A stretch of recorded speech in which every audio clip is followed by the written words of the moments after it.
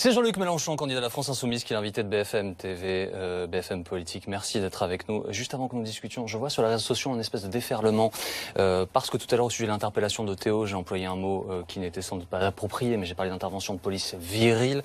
Alors évidemment, ce n'était pas le bon terme que je souhaite employer, mais plutôt celui d'agressif, en tout cas d'agression. Mais c'est l'enquête qui doit déterminer s'il y a eu un pas hors de la loi. J'ai compris ce que vous vouliez dire. Merci de l'avoir compris, Jean-Luc Mélenchon. Revenons sur l'actualité de la semaine, s'il vous plaît. Il y a eu un incident à la centrale de Flamanville. Alors, hors partie nucléaire, nous dit-on, départ d'incendie qui a entraîné, entre autres, la mise hors service d'un réacteur. Vous voulez sortir complètement du nucléaire, Jean-Luc Mélenchon. La question est simple. Quel est le calendrier et on commence par quoi? Bien sûr. Vous avez raison de poser la question parce que trop souvent on est dans les caricatures sur ce sujet. D'abord, commençons par dire que le nucléaire a rendu des services au pays et qu'on n'est pas en train de montrer du doigt ceux qui ont consacré leur vie à ce que ça se passe et que ça se passe bien, puisqu'il n'y a pas eu d'incident majeur. Mais maintenant, stop, quoi. Les centrales arrivent à bout dans le prochain mandat présidentiel. Il va falloir décider si on continue avec toute une série de réacteurs, je ne sais plus combien il y en a, plus d'une dizaine. Bon, moi, ma position est claire, il faut sortir du nucléaire. Mais vous comme moi, nous savons que c'est pas en appuyant sur un bouton qu'on arrête. Il faut donc décider d'arrêter pour qu'on puisse commencer à arrêter et surtout pour qu'on ait un plan pour faire monter les énergies renouvelables qui doivent être à 100% renouvelables dans notre pays. On doit fonctionner comme ça pour démarrer le plan. C'est pour ça que je prévois 100 milliards d'investissements, une somme va aller là. Donc, on ne pourra pas en sortir en moins de 20 à 25 ans. C'est ce que disent tous les experts. Mais il faut le décider. Chaque fois que vous reculez le moment de décider, ça va prendre 25 ans, ça va étendre le délai. J'ajoute que ces centrales, telles qu'elles sont, elles sont prévues pour durer au maximum 30 ou 40 ans. Si on les pousse, vous savez que M. Fillon, comme M. Macron, veulent les pousser jusqu'à 60 ans. Mais ils sont fous. C'est-à-dire qu'on va augmenter la probabilité d'un accident majeur. Ça veut dire que aujourd'hui, vous avez un bout d'une centrale qui brûle. Mais il faut attendre quoi? Que ça brûle dans la partie nucléaire pour qu'on se dise, ah ben tiens, il y a quand même un gros problème. Elles sont dangereuses. Elles sont dangereuses. Je ne vais pas faire peur, mais elles sont très dangereuses. Est-ce que ce calendrier que vous définissez de 20 à 25 ans permet de continuer d'utiliser les capacités des salariés? Ils sont plusieurs milliers en France qui travaillent dans ces centrales et en même temps proposer une requalification vers d'autres formes d'énergie? Exactement. Vous avez résumé la situation. Il y a des centrales qu'il faut fermer tout de suite. Mais évidemment, on ne les ferme pas sans reclasser tout le monde de 1 jusqu'au dernier. Pourquoi? Il faut comprendre une chose.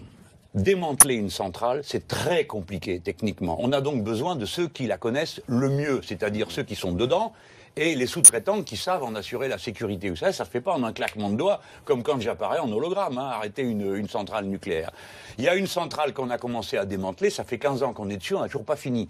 Ensuite, il faut de la recherche fondamentale nucléaire qui continue, car voyez-vous, nous sommes embarrassés de déchets nucléaires, tout ce qu'il y a là-dedans est en déchets nucléaires, pour des millénaires. Donc il faut bien que la recherche fondamentale continue pour qu'on trouve le moyen de refroidir, comme on dit avec des guillemets, les déchets nucléaires. Donc, je résume, je suis pour la sortie du nucléaire, de tout le nucléaire. Nous devons en sortir parce que c'est dangereux et nous savons depuis Fukushima que c'est très dangereux. Je ne veux pas faire peur aux gens, mais nous sommes le pays, le seul au monde qui a une centrale nucléaire située en amont du fleuve qui dessert la capitale. Vous trouvez ça raisonnable? Bien sûr que non. Je sais que le temps qui nous est imparti est très court tout de même. Je voudrais vous entendre au sujet de Cédric Héroux. C'est cet agriculteur de la vallée de la Roya qui a été condamné par le tribunal correctionnel de Nice à 3 000 € d'amende avec sursis. Le tribunal n'a retenu que le fait qu'il ait été chercher des migrants sur le sol italien pour les amener en France et ne l'a pas condamné en revanche pour l'aide qu'il a apportée aux migrants sur le sol français. Il y a malgré tout eu ce procès. Que vous inspire la situation de cet homme qui, en sortant du tribunal, a dit nous continuerons? Je lui exprime mon affection et ma reconnaissance. Vous savez, le temps passera. Vous et moi, on sera passés. Et il y aura ces personnes qui, étant dans un dénuement absolu, ayant été maltraitées tout leur chemin, se souviendront du fait qu'un Français leur a tendu la main. Vous connaissez la chanson de Brassens sur celui qui vous a donné du pain quand vous n'en avez pas.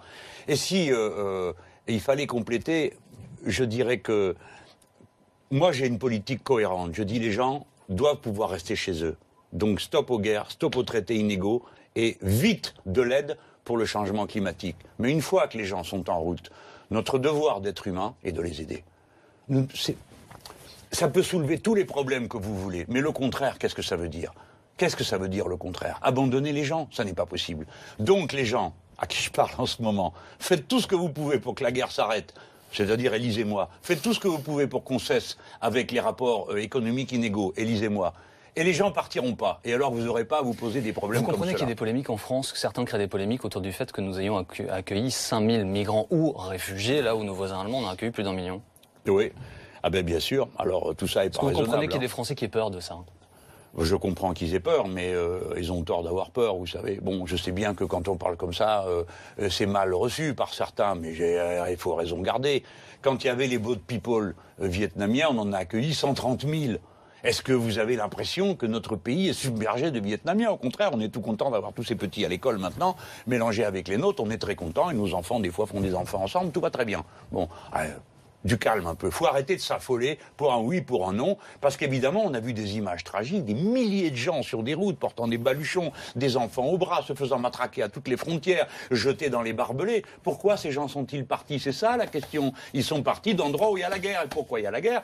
Parce que les grandes puissances l'ont provoqué. Voilà, bon. Alors, mon raisonnement, qu'est-ce que vous voulez?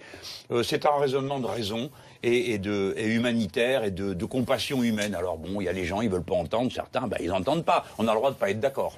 Accueillons s'il vous plaît Elisa Bertholomé. Les auditeurs de RMC ont des questions à vous poser.